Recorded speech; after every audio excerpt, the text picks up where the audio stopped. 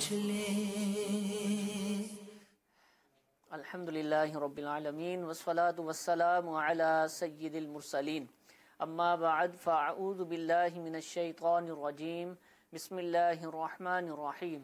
الصلاة والسلام علیک یا رسول اللہ، الصلاة والسلام علیک یا حبیب اللہ، الصلاة والسلام علیک یا نبی اللہ وعلی آلک واصحابک یا نور اللہ۔ پیارے اور محترم اسلامی بھائیوں، دارالافتاء اہل سنت سلسلے میں مرحبا کہتے ہیں۔ مفتی صاحب ہمارے ساتھ موجود ہیں۔ آپ کسی بھی حوالے سے شرعی رہنمائی حاصل کرنا چاہیں، دینی مسئلہ معلوم کرنا چاہیں تو آپ ہمیں کال کیجئے، SMS کیجئے، انشاءاللہ آپ کا سوال سلسلے میں شامل کرنے کی نیت کرتے ہیں۔ درود پاک کی فضیلت سماعت فرما لیجئے۔ شیخ طریقت امیر اہل سنت دامت برکاتہم العالیہ اپنے رسالے ضیاء درود و سلام کے صفحہ نمبر 8 پر حدیث پاک نقل فرماتے ہیں، نبی کریم صلی اللہ تعالی علیہ وآلہ وسلم نے ارشاد فرمایا، قیامت کے روز اللہ عز و جل کے عرش کے سوا کوئی سایہ نہیں ہوگا، 3 شخص اللہ عز و جل کے عرش کے سائے میں ہوں گے۔ عرض کی گئی، یا رسول اللہ صلی اللہ تعالی علیہ وآلہ وسلم، وہ کون لوگ ہوں گے؟ ارشاد فرمایا، وہ شخص جو میرے امتی کی پریشانی دور کرے، میری سنت کو زندہ کرنے والا، مجھ پر کثرت سے درود شریف پڑھنے والا۔ صلو علی الحبیب صلی اللہ تعالی علی محمد صلی اللہ تعالی علیہ وآلہ وسلم۔ کالز کی طرف بڑھتے ہیں۔ جی پہلی کال چلائیے۔ میں یہ پوچھنا چاہ رہا، شرعی فقیر کی کیا پہچان ہونی چاہیے، یہ میرا رہنمائی فرمائے۔ شرعی فقیر کی پہچان پوچھ رہے ہیں، تعریف انہوں نے نہیں پوچھی۔ الحمدللہ رب العالمین والصلاة والسلام علی سید الانبیاء والمرسلین، اما بعد فاعوذ باللہ من الشیطان الرجیم، بسم اللہ الرحمن الرحیم۔ دیکھیں، شرعی فقیر کی جو تعریف ہے وہ تو یہ ہے کہ جو صاحب نصاب نہ ہو، یعنی جس کے پاس نہ تو 52.5 تولہ چاندی ہو، نہ ہی 52.5 تولہ چاندی کے مساوی رقم ہو، یعنی اس کے برابر رقم جو اس کی ضرورت کے علاوہ ہے وہ، نہ 7.5 تولہ سونا ہو اس کے پاس، نہ اس کے پاس بیچنے کا اتنا سامان ہو کہ جو 52.5 تولہ چاندی کی رقم کے برابر پہنچے، اور نہ ہی اس کے پاس گھر میں اس کی ضرورت کے علاوہ اتنا سامان ہو کہ جو 52.5 تولہ چاندی کی رقم کو پہنچ جائے۔ ٹھیک ہے۔ اگر ایسا کوئی شخص ہے کہ جس کے پاس یہ کچھ نہیں ہے تو ایسے شخص کو شریعت کی اصطلاح کے اندر شرعی فقیر یہ کہا جاتا ہے۔ اب رہا یہ کہ پہچاننا، تو پہچان دیکھیں 2 ہی طرح سے ہو سکتی ہے۔ ایک تو یہ کہ اس کے بارے میں معلومات ہے ہمیں کہ اس کے پاس اتنا ہے ہی نہیں، نہ اس کے پاس سونا ہے، نہ چاندی ہے، اور کچھ بھی نہیں ہے، کماتا ہے اور کھاتا ہے، تو یہ اس کا ایک معلومات ہونے کی وجہ سے اس طرح کہہ سکتے ہیں۔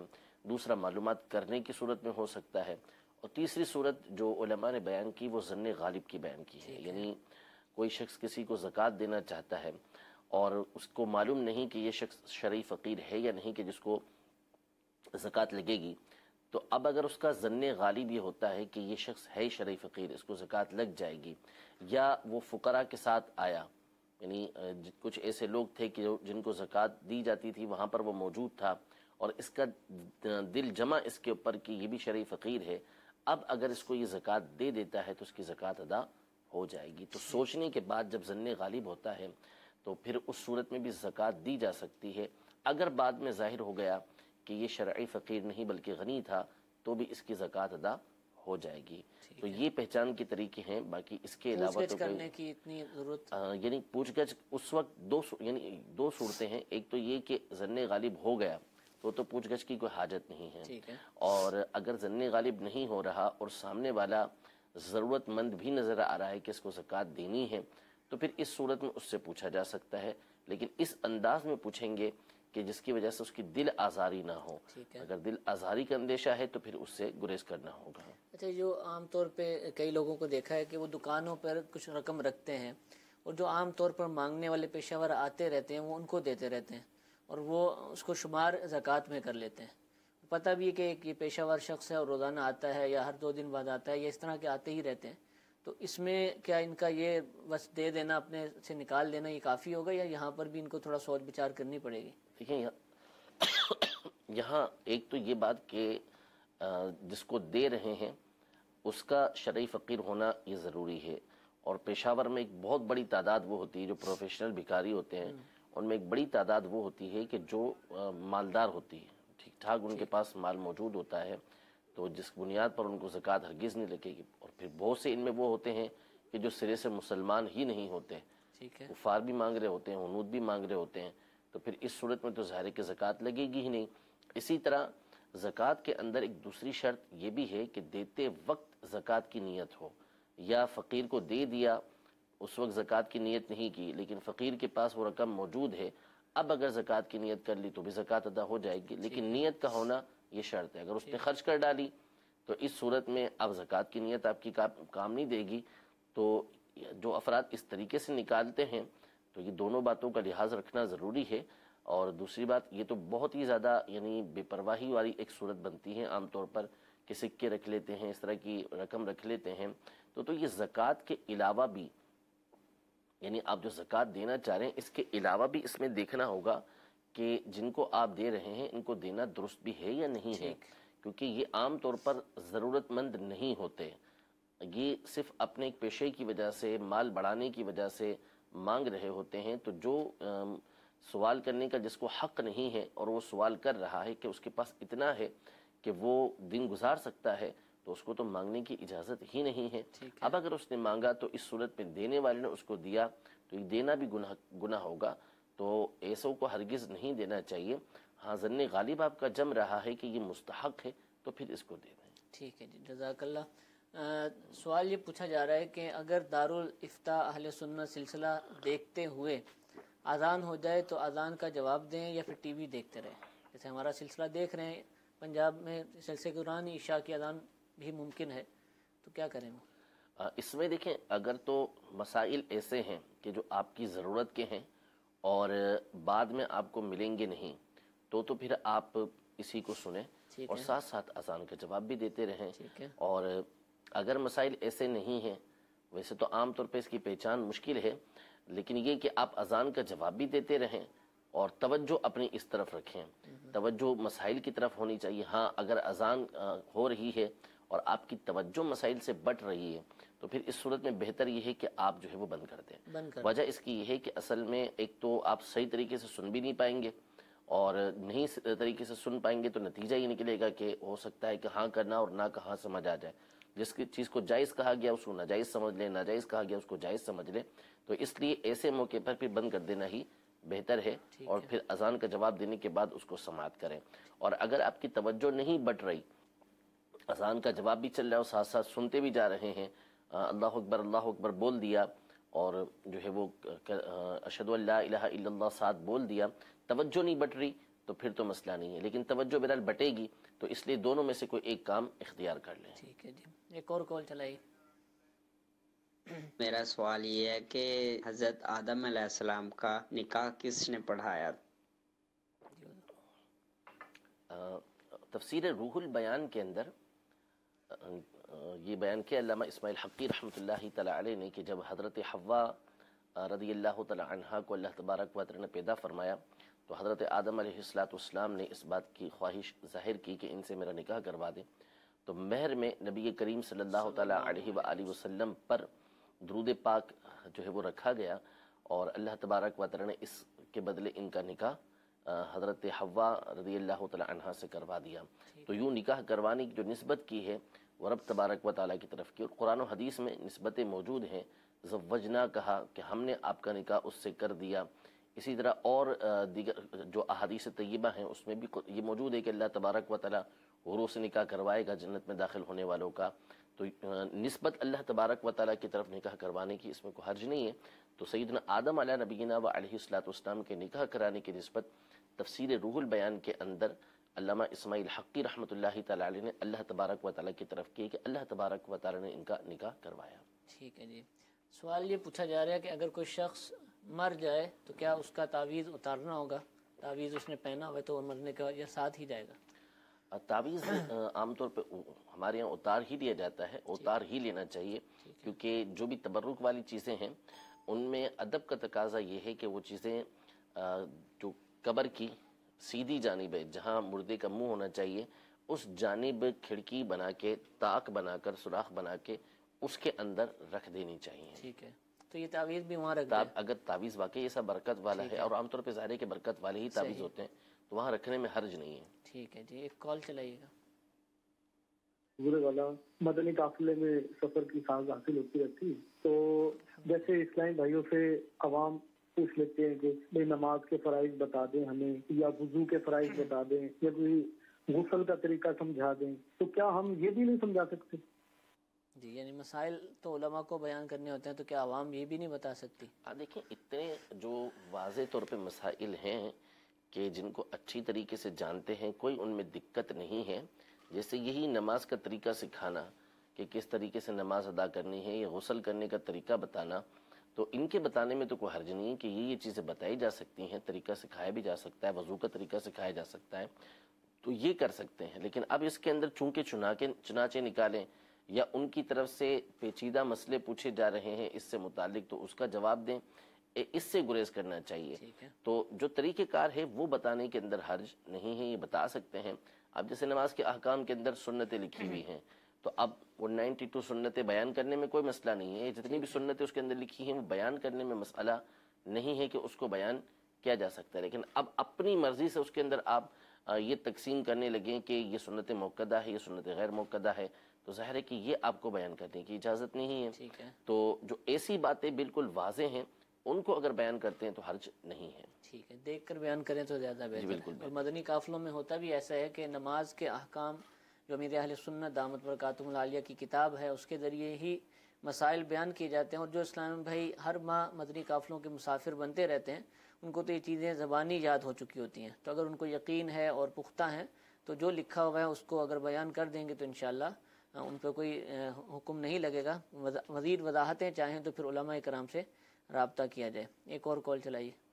मैं मोहम्मद मुख्तार बात कर रहा हूँ। मेरा ये जरा सा ये सवाल है कि ये तहज्जुद का तरीकाकार क्या है, ये कितने नफल होते हैं, किस तरह पढ़ने जाते हैं, और क्या क्या ये रकात में क्या चीज़ पढ़नी चाहिए?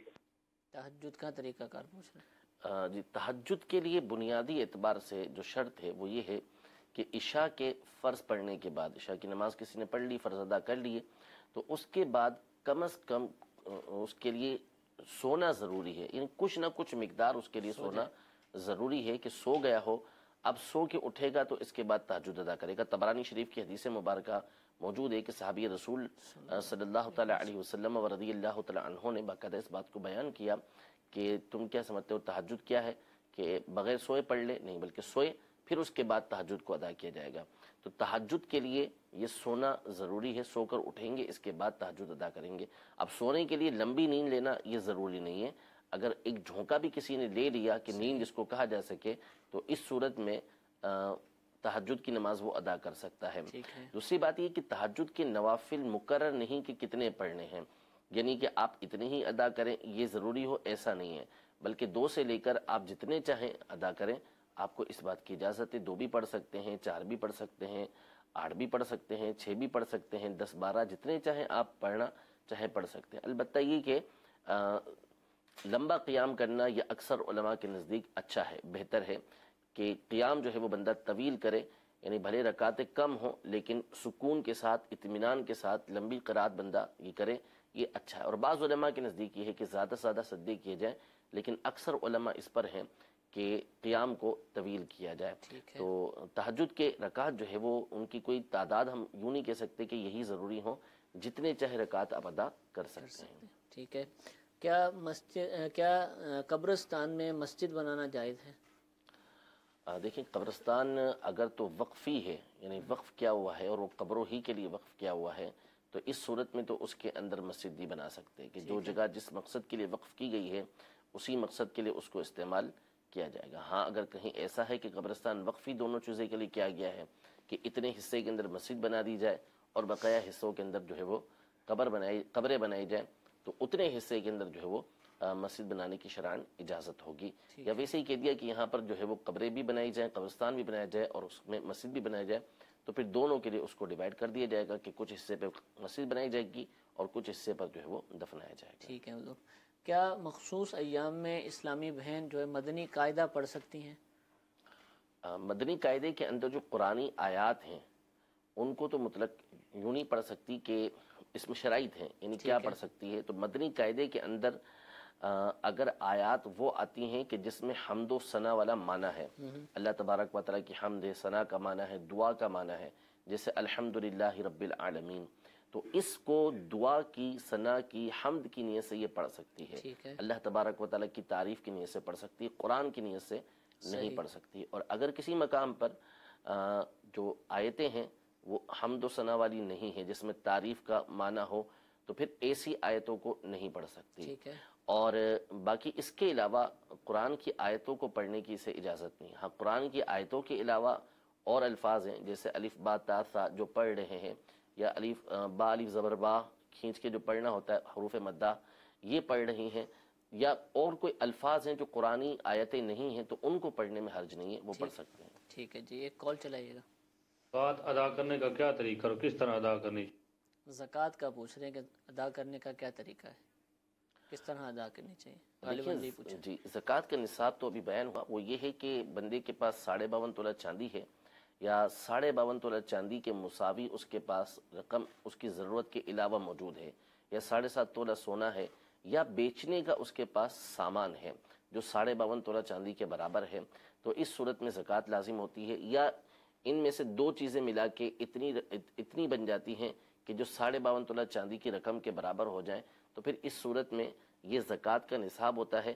اس پر جب سال گزر جائے، بندہ بالغ ہے، سال گزر جائے، تو اس کے اوپر زکوٰۃ کی لازم ہوا کرتی ہے۔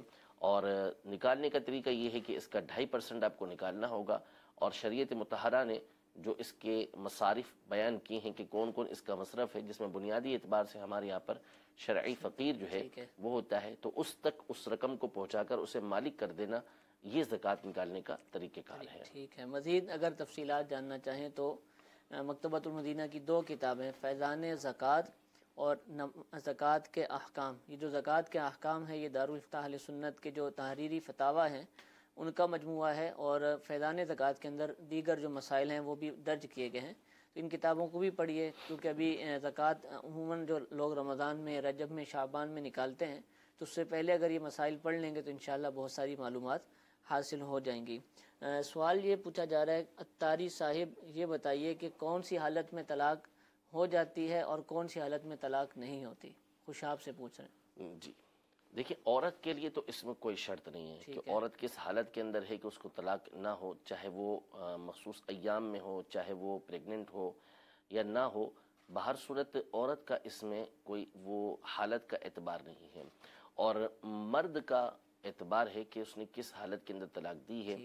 اگر تو اس کا غصہ اس حال کو پہنچ چکا کہ جس کو جنون کہا جاتا ہے، پاگل ہو گیا کہ اس کو ہوش ہی نہ رہا، تو پھر یہ صورتحال ہوتی ہے کہ جس میں جا کے طلاق نہیں ہوتی۔ باقی اس کے علاوہ جتنی بھی صورتیں ہوتی ہیں اس میں طلاق ہو جاتی ہے۔ یعنی اگر کسی نے خود سے نشہ کیا ہے، نشہ کرنے کے بعد بھی اگر اس کے ہوش گم ہو گئے تو بھی اس صورت میں طلاق واقع ہو جائے گی۔ تو اور اگر مرد نے غصے کی حالت میں طلاق دی، اور عام طور پہ غصے ہی کی حالت کے اندر طلاق دی جاتی ہے، ایسا نہیں ہوتا کہ بندہ جو ہے وہ خوشی خوشی طلاق دے رہا ہو۔ لوگ کہتے ہیں کہ غصے کی حالت میں طلاق دی ہے، تو طلاق دی ہی غصے کی حالت میں دی جاتی ہے، خوشی کی حالت میں نہیں دی جاتی، عمومی طور پر ایسا ہوتا ہے۔ تو بہت نادر یہ صورت ہوتی ہے بندے کی کہ اس کو ایسا غصہ آیا کہ اس کی عقل زائل ہو گئی، اس کے ہوش گم ہو گئے، اس حال میں اس نے طلاق دی ہو، تو وہاں جا کے طلاق نہ ہونے کی صورتیں بنتی ہیں۔ لیکن یہ فیصلہ کرنا ہر ایک کے بس کی بات نہیں ہوا کرتی کہ وہ اپنے طور پر اس بات کا فیصلہ کر لے کہ میری کیفیت یوں تھی اور یوں تھی۔ اس کے لیے لازمی طور پر آپ کو کسی مستند مفتی کے پاس یہ حاضر ہونا پڑے گا۔ تو اگر قریب میں کوئی دارالفتہ موجود ہے، معتمد سنی مفتی صاحب موجود ہیں، تو ان سے جا کے اس مسئلے کو حل کروائیں۔ اپنے طور پر کبھی بھی طلاق کے بالخصوص مسائل جو ہے وہ حل کرنے کی کوشش نہیں کرنی چاہیے۔ نارملی آپ سمجھتے ہیں کہ غصہ شدید تو ہو جاتا ہے لیکن وہ پاگل پن نہیں ہوتا، لیکن لوگ اس کو یہی کہتے ہیں کہ میں پاگل ہو گیا تھا اس وقت، تو اس پاگل پن، لفظی پاگل پن کا نہیں، اس کا کوئی لحاظ نہیں، حقیقی پاگل جس کو کہتے ہیں ہوگا، اور اس کا بھی فیصلہ آپ مفتی صاحب سے ہی کروائیں گے، وہ آپ سے سوالات کریں گے، وضاحت لیں گے، تو پھر انشاءاللہ جو بھی شرعی مسئلہ ہوگا وہ بیان کر دیا جائے گا۔ جی ایک اور کال چلائیے۔ سوال یہ ہے کہ کیا فرض نماز بیٹھ کے پڑھ سکتے ہیں اور قضا نمازوں میں آیت الکرسی پڑھی جا سکتی ہے یا نہیں؟ جی حضور۔ فرض نماز جو شرعی معذور ہے، جس کو اجازت دی گئی ہے کہ وہ بیٹھ کے پڑھ سکیں، وہ کھڑے ہونے پر قدرت ہی نہیں رکھتا کہ وہ کھڑا ہو سکے، یا وہ سجدے پہ قدرت نہیں رکھتا کہ جس کی وجہ سے قیام بھی اس سے ساقط ہو جائے، قیام کا فرض بھی اس پر لازم نہ رہے، تو پھر اس صورت میں تو وہ بیٹھ کے پڑھ سکتا ہے۔ لیکن جو کھڑے ہونے پر قادر ہے، قدرت رکھتا ہے کہ کھڑا ہو جائے، چاہے سہارا لے کر، چاہے ٹیک لگا کر، کسی بھی طریقے سے کھڑا ہو سکتا ہے، تو اس پر لازم ہوگا کہ کھڑا ہو۔ حتیٰ کہ اگر وہ اس بات پر قادر ہے کہ تکبیر تحریمہ کھڑے ہو کر کہہ سکتا ہے، تو اس پر لازم ہے کہ اتنی مقدار میں بھی کھڑا ہو سکتا ہے تو کھڑا ہوگا، ٹھیک ہے۔ پھر اس کے بعد جتنی اس کی قوت ہے وہ کھڑا رہے، اس کے بعد بیٹھ جائے۔ ٹھیک۔ لیکن جو کھڑے ہونے پہ قدرت رکھتا ہے، وہ بیٹھ کے اگر فرض ادا کرے گا تو اس کے فرض ادا نہیں ہوں گے۔ ٹھیک۔ فرض جو ادا ہوں گے وہ بیٹھ کے جو ادا ہوں گے وہ اسی کے ادا ہوں گے کہ جو کھڑے ہونے پہ قدرت نہیں رکھتا، صحیح۔ یا اس کو سجدہ کرنے پہ قدرت نہیں ہے، تو اب اس سے قیام بھی ساقط ہو جاتا ہے، تو وہ بیٹھ کے نماز ادا کر سکتا ہے۔ ٹھیک ہے۔ اور قضا نمازوں میں آیت الکرسی جو ہے، یہ آیت الکرسی اصل میں قرآن پاک کی آیت ہے، تو یہ جز ہی قرآن پاک کا ایک حصہ ہے، لہذا اگر کسی نے سورۃ الفاتحہ کے بعد کوئی اور آیت ملانے کی بجائے آیت الکرسی ملا کر پڑھی ہے تو بھی اس کی نماز ادا ہو جائے گی۔ ٹھیک ہے۔ اچھا، آیت الکرسی ایک لمبی آیت ہے، تو اس کو ٹکڑوں میں پڑھ سکتے ہیں؟ دو رکعتوں میں پڑھنا بالکل، چاہیں؟ اگر وہ اتنی مقدار میں پڑھ لیتا ہے کہ 3 چھوٹی آیتوں کی مقدار وہ ہو جائے۔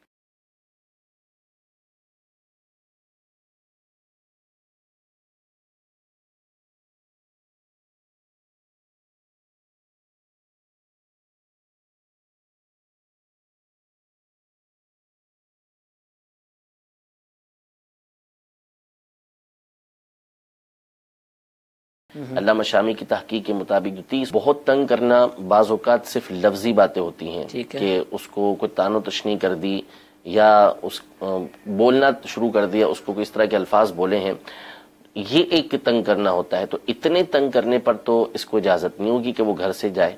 ہاں، اس کی عزت کو، اس کی جان کو خطرہ آ گیا ہے یا اس کو کھانا پینا نہیں دیتے، تو عزت اور جان کے خطرے کی صورت میں تو وہ قریب جو گھر ہے وہاں عدت گزارنے کی کوشش کرے، ورنہ اپنی ماں کے گھر بھی عدت گزار سکتی ہے۔ اور اگر کھانے پینے کے لالے پڑے ہوئے ہیں، دوسرا کوئی باہر سے لا کے کھانا بھی نہیں دیتا اس کو، اور اس کے پاس کوئی ایسا ذریعہ بھی نہیں ہے کہ جو یہ کھا پی سکے، تو پھر اس صورت میں اجازتیں ہوتی ہیں کہ وہ جا سکتی ہے۔ اور اگر خود کما کے لا سکتی ہے کہ خود باہر سے جا کے اتنا لیا، یا گھر کے اندر ہی کھانا وہ بنا سکتی ہے، یا کوئی باہر سے لا کے اس کو اس کے گھر میں سے لا کے دے سکتا ہے، تو پھر اس کو وہیں پر عدت گزارنا ہوگی۔ تو بہرحال مطلقاً ایسا نہیں ہے کہ اس طرح کسی کے بولنے پر، تنگ کرنے پر جو ہے وہ گھر سے باہر جایا جائے۔ عدت اپنے شوہر ہی کے گھر کے اندر گزارنی ہے۔ ہاں، عزت کو لالے پڑے ہوئے ہیں، جان کو لالے پڑے ہوئے ہیں، تو پھر یہاں پر صورتیں بنتی ہیں کہ وہ دوسرے کے گھر میں، یعنی اپنے والدین کے گھر میں جا کے عدت گزار سکتی ہے۔ اچھا، یہ دونوں عدتیں ہیں، طلاق کی بھی اور موت کی بھی، دونوں ہی جو ہیں وہ شوہر کے گھر ہی گزاریں گے۔ بالکل۔ اب یہ موت کی عدت میں تو چلے اس کا انتقال ہو گیا، طلاق میں لوگ کلام کرتے ہیں کہ ایک تو جھگڑا ہوا، غصہ آیا، آپس میں تعلقات ختم ہو گئے، اب طلاق بھی دے دی اور اب کہہ رہے ہیں کہ اسی کے گھر میں عدت گزارے۔ حکم شریعت ہے، اس پر عمل تو کرنا ہے، لیکن حکمت کی طرف اصل میں مسئلہ یہ ہے کہ اسلام نے جو طلاق کو مشروع کیا ہے وہ اس لیے مشروع نہیں کیا کہ ہم نفرتیں اس سے بڑھائیں۔ ٹھیک ہے۔ طلاق انتہائی آخری اسٹیپ ہے، بالکل اینڈ پہ جا کے یہ معاملہ ہوتا ہے، اور اس کا بھی طریقہ کار شریعت مطہرہ نے رکھا ہے کہ کس طریقے سے طلاق دینی ہے۔ اور طلاق دینے کے بعد بھی اب بس معاملہ ختم ہو گیا تو آپس میں ناچاکی، نا اتفاقی، یہ یعنی ایک دوسرے کی غیبتیں، تہمتیں، یہ چیزیں کرنے سے منع کیا گیا ہے۔ تو اسلام ہر صورت میں حسن معاشرت کا حکم دیتا ہے، اچھا سلوک کرنے کا حکم دیتا ہے۔ تو اب جب اس نے طلاق دی ہے تو طلاق دینے کے بعد بھی شریعت مطہرہ نے شوہر کے اوپر کچھ حقوق عورت کے باقی رکھے ہیں کہ عدت کے حوالے سے اس کے اوپر احکام ہوتے ہیں کہ جب اس نے طلاق دے دی ہے تو اس صورت میں وہ عدت کے دوران عورت کو رہنے کی جگہ فراہم کرے گا، اور کھانا پینا بھی اسی کے ذمہ ہے کہ اس نے فراہم کرنا ہے، یعنی جو خرچے کے احکام ہیں مرد کے اوپر اس صورت میں بھی رکھے گئے ہیں۔ تو ہمارے یہاں ہماری شریعت مطہرہ جو ہے وہ بنانے کے لیے ہے، توڑنے کے لیے نہیں ہے۔ لیکن چونکہ انسانی فطرت کے اندر ایسا ہوتا ہے کہ بعض مقامات ایسے آ جاتے ہیں کہ ساتھ رہنا ممکن نہیں رہتا، تو یہاں پر ایک اچھے طریقے سے اللہ تبارک و تعالیٰ کی حدود کا خیال کرتے ہوئے لحاظ کرتے ہوئے آپس میں جدا ہونے کا حکم دیا گیا کہ یہاں جا کے اب بندہ جدا ہو سکتا ہے، لیکن اصل ہماری شریعت جو ہے وہ یہ چاہتی ہے کہ آپس میں بنا کر رہیں، حتیٰ کہ اگر مرد نے طلاق رجعی دی ہے تو چونکہ اس صورت میں اس کو رجوع کا حق حاصل ہوتا ہے، تو یہاں بہتر قرار دیا گیا کہ عورت اپنے شوہر کے لیے جس نے اس کو ایک طلاق دے دی ہے، طلاق رجعی اس کو دے دی ہے، تو بن سنور کے رہے تاکہ شوہر کو اس کی طرف رغبت ہو اور وہ اس سے رجوع کر سکے۔ تو شریعت مطہرہ یہ چاہتی ہے کہ مرد و عورت جو ہے وہ آپس میں بنا کر ہی رہیں، اس لیے طلاق کو ایک تو انتہائی آخر میں رکھا، پھر اس کے بعد بھی عورت چونکہ کمزور ہوتی ہے تو مرد کے اوپر حسن معاشرت کے طور پر طلاق کی جو عدت ہوتی ہے اس کا خرچہ مرد کے اوپر رکھا گیا ہے۔ ٹھیک ہے جی، لیکن وہی بات ہے جی جی کہ جہاں اس کی عزت کو، اس کی جان کو خطرہ آ رہا ہے تو وہاں پھر شریعت مطہرہ اس کو اجازت دیتی ہے۔ ٹھیک ہے، طلاق کے حوالے سے اگر مزید معلومات جاننا چاہیں، ہمارے سلسلے بھی ہوتے ہیں، الحمدللہ پچھلی بدھ کا جو سلسلہ تھا وہ بھی طلاق ہی کے موضوع پر تھا اور بہت ہی پیارا سلسلہ ہوا تھا، آپ اس کو بھی دیکھ سکتے ہیں، ورنہ مکتبۃ المدینہ کی کتاب طلاق کے آسان مسائل یہ بھی الحمدللہ دستیاب ہے، آپ اس کو بھی حاصل کر سکتے ہیں، دعوت اسلامی کی ویب سائٹ سے بھی آپ ڈاؤن لوڈ کر سکتے ہیں۔ اسی طرح دارالافتاء اہل سنت کی طرف سے ایک پرچہ جاری کیا گیا ہے جو طلاق کے مدنی پھولوں پر مشتمل ہے، جو کہ مکتبۃ المدینہ پر دستیاب ہوتا ہے، آپ اس کو بھی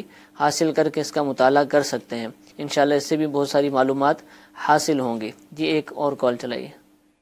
محمد عامر اطاری بات کرو ضلع مردان سے۔ میرا سوال یہ ہے مفتی صاحب سے، جو بندہ اللہ کی رحمت سے یعنی بخشا جاتا ہے یعنی قبر میں اس کو عذاب نہیں ہوتا، تو کیا قیامت والے دن بھی اس سے جو ہے نا یوم آخرت کے حساب سے پوچھ گچھ ہوگی یا اس کو عذاب کا سلسلہ پھر ہوگا بعد میں کہ نہیں؟ جی حضور، دیکھیں یہ ہیں غیب کے معاملات اور اللہ تبارک و تعالیٰ ہی اس بارے میں جانتا ہے کہ کیا ہونا ہے۔ البتہ جب اللہ تبارک و تعالیٰ نے قبر میں اس کو سزا نہ دی تو اس کی رحمت سے امید یہی ہے کہ اس کو آخرت میں بھی سزا نہیں دے گا۔ البتہ آخرت کا معاملہ جو ہے وہ بہت سخت ہے، اگرچہ کہ قبر بھی آخرت کی منزلوں میں سے پہلی منزل ہے اور اس کے مقامات بھی بہت سخت ہیں۔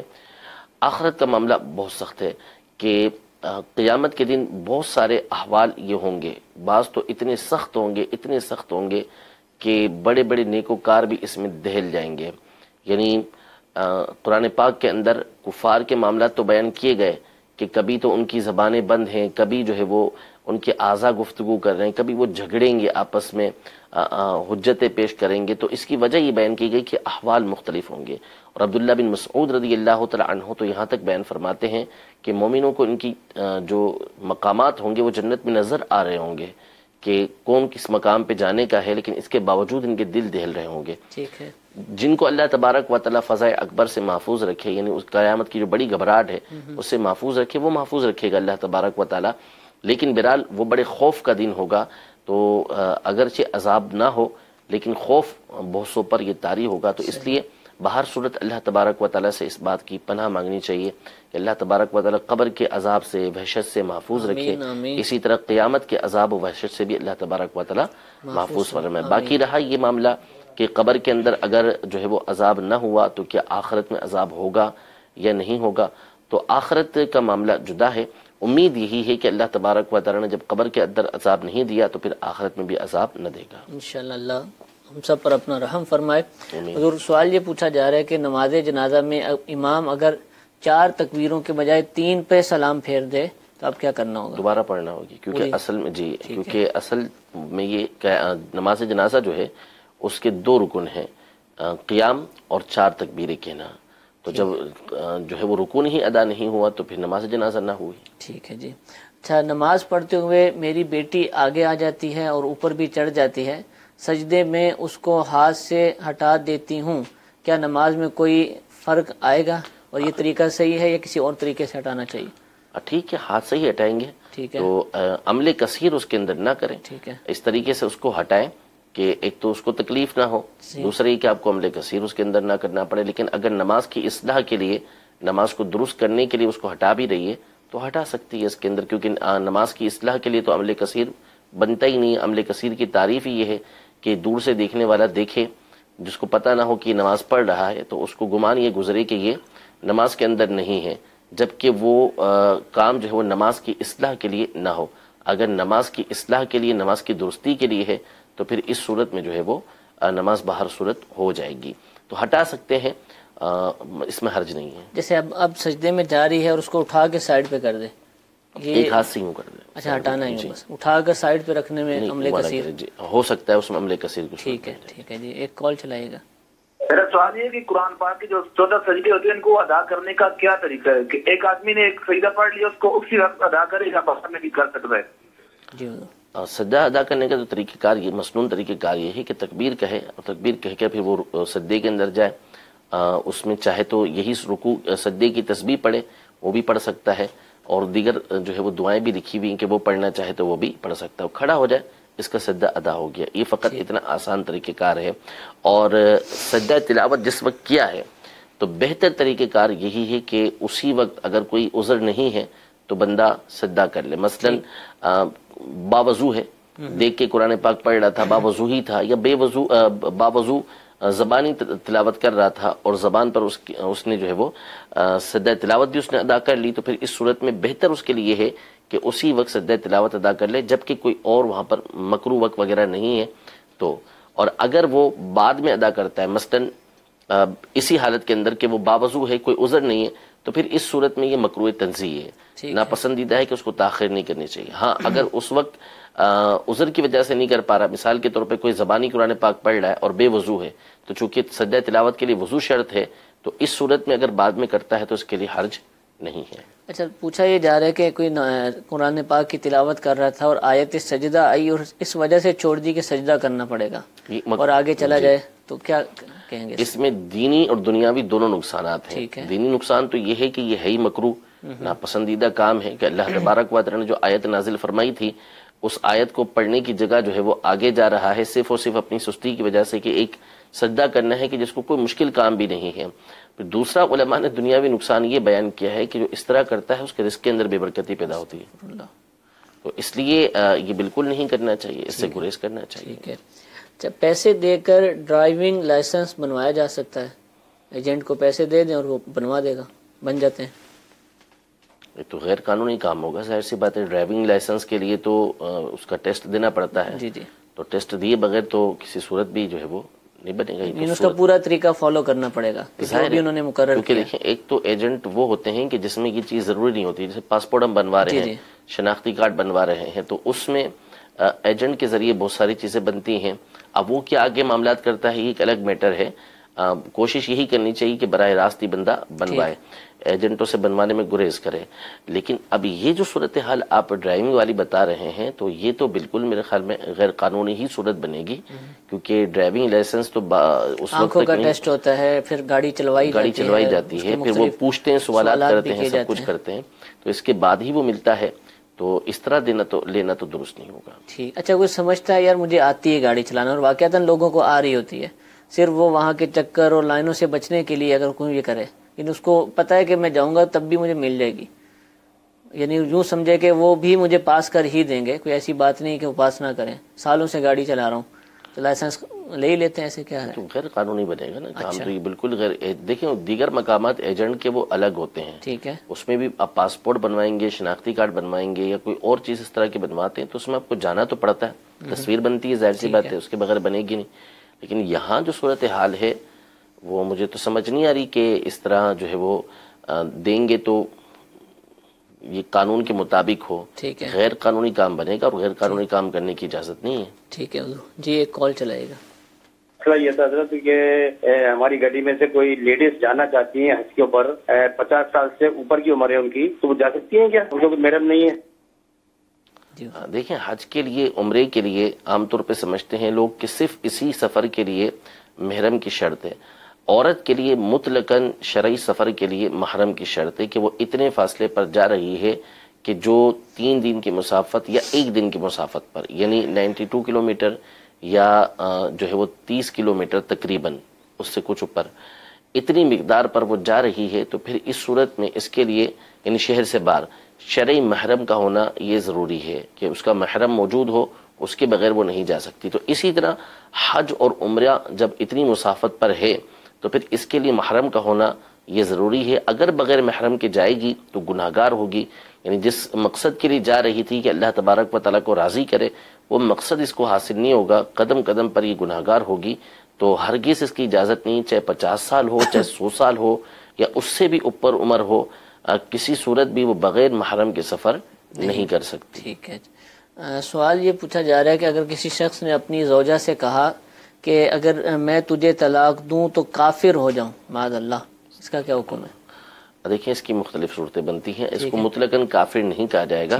اس کو علماء نے بیان کیا ہے کہ اگر تو اس کا ارادہ ہے کہ میں طلاق دوں گا اور اس کو نیت بھی یہی ہے اس کی، تو قسم توڑنے کی صورت میں جب وہ سمجھتا ہے کہ میں سے کافر ہو جاؤں گا، پھر بھی وہ اعتقاد رکھتے ہوئے قسم کو توڑتا ہے، تو کفر کی صورتیں بنتی ہیں۔ لیکن اس کی مختلف صورتیں یہ بیان کی گئی ہیں، تو بہتر یہی ہے کہ اس کے لیے دارالفتہ اہل سنت میں فون پہ رابطہ ٹھیک ہے۔ اور اس طرح کے کلمات تو بہرحال کسی بھی صورت میں نہیں کہنے چاہیے، اور جس نے اگر کہا بھی ہے تو اس کو چاہیے کہ مفتیان کرام سے براہ راست رابطہ کرے۔